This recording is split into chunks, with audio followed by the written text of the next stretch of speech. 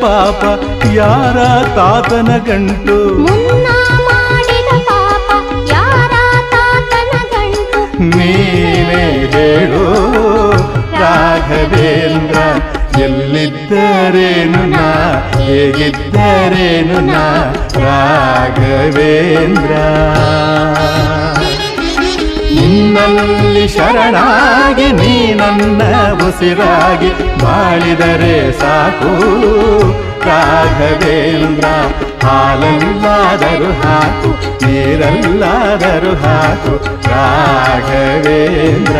ಹಾಲಲ್ಲಿ ಕೆನೆಯಾಗಿ ನೀರಲ್ಲಿ ಮೀನಾಗಿ ಹಾಯಾಗಿರುವೆ